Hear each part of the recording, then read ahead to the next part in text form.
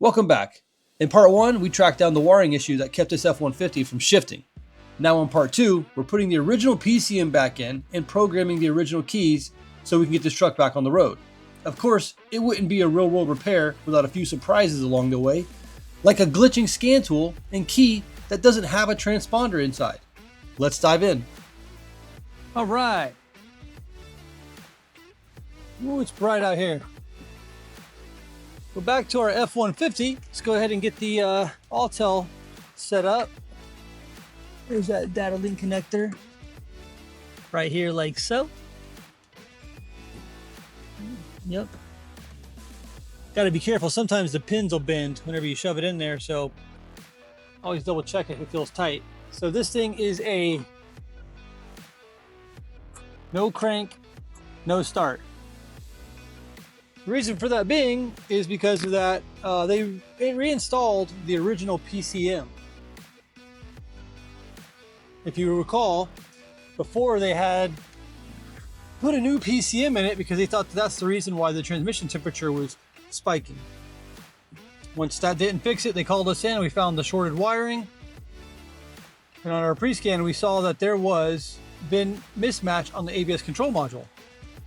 So we told them about that. After I left, they reinstalled the original PCM and now the truck does not start. So we're here to figure out why. Should be fine. 326. That's right, 326.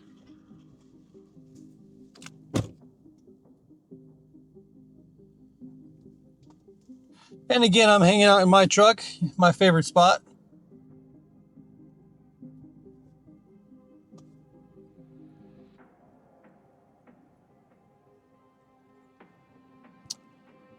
Wow.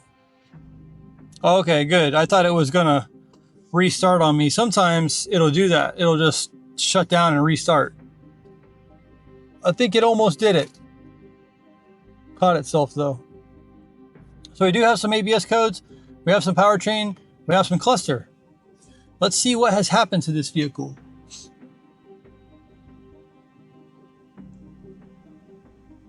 Give us our report. PATS, ignition key transponder signal not received. PATS received incorrect key code from ignition transponder. VIN mismatch. Ignition key and circuit fault. So let's go to look at some live data. What is going on with my scan tool here? It's running extremely slow.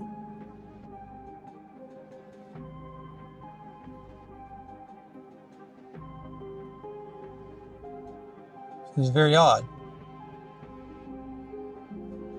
Let's unplug it from the charging port.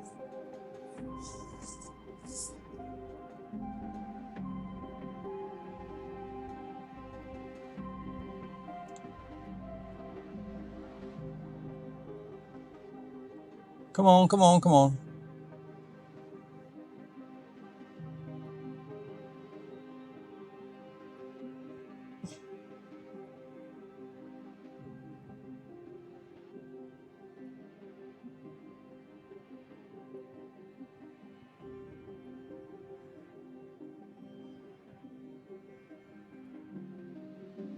Wow, as you can tell, my scan tool is glitching out. I have no idea why. Let me go ahead and I'm going to disconnect it from the internet. There we go. It restarted on me. Fantastic. Fantastic. This is what happens when you connect to the internet with a tool that's out of date. It starts acting up. It's funny how that works. All right, let's see here.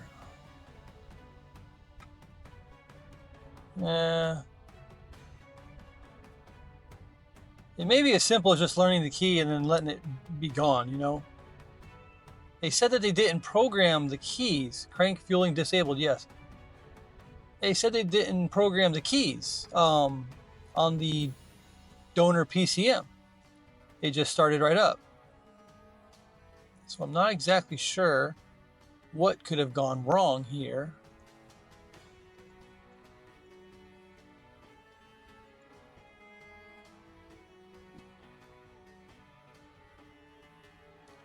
Just scrolling through scan tool data. Okay. Key position for start indicated off. Minimum number of keys required 2.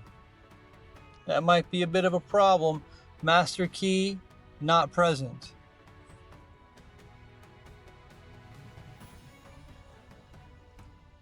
All right.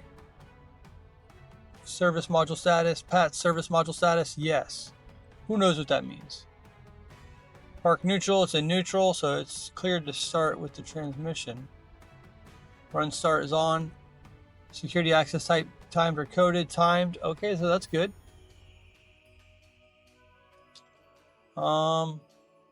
Spare key programming enabled.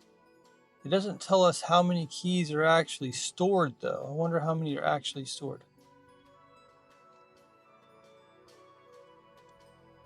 Unlimited key mode is enabled. All right, so I'm gonna give it a shot with the Ultra. Let's see if it'll do the key. If it'll add a key to it. I'm gonna go with body. Where is that function gonna be at? Security, PATS,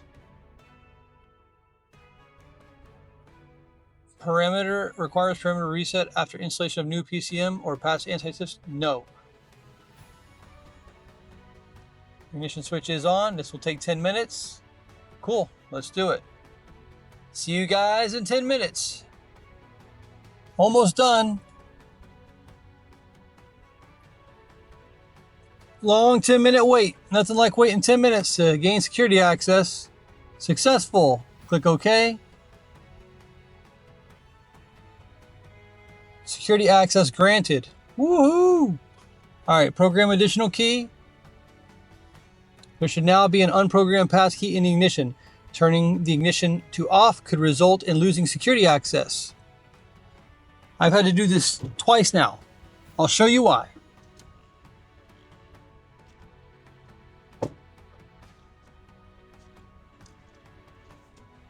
Key that was installed originally is a fake key. It's junk. It's not fake. I'm sorry. It has no transponder in it. There may have been one at one point in time glued in there, but it definitely ain't there now.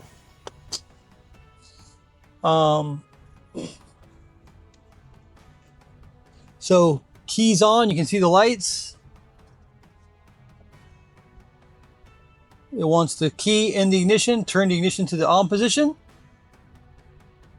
Operation has been successful. Do you wish to program another key? No. Do you wish to return to PATS functions menu? Sure. That's it. Let's back out.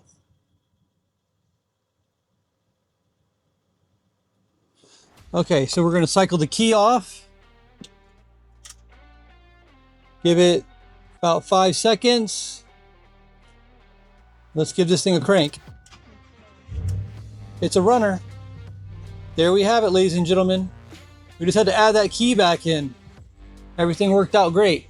No ABS lights. All's fine. Let's go back to our auto scan. We're going to clear these codes. Do a full fault scan. Get rid of everything.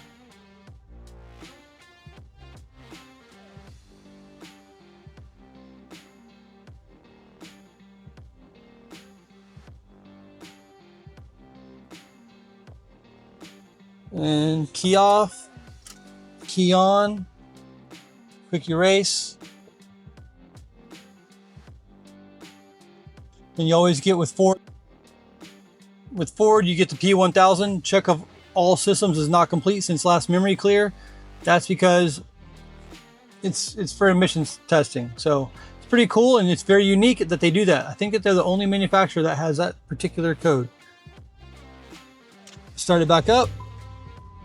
Again, no lights. Seatbelt lights on and door lights are on, but that's because I don't have my seatbelt on and the doors are open. So we have a happy, healthy running vehicle. That's it, ladies and gentlemen.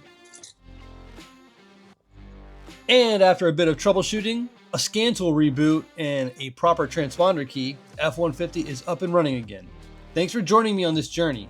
If you found this helpful, don't forget to like, subscribe, and hit that notification bell for more real-world diagnostics and programming. Until next time, diag every day.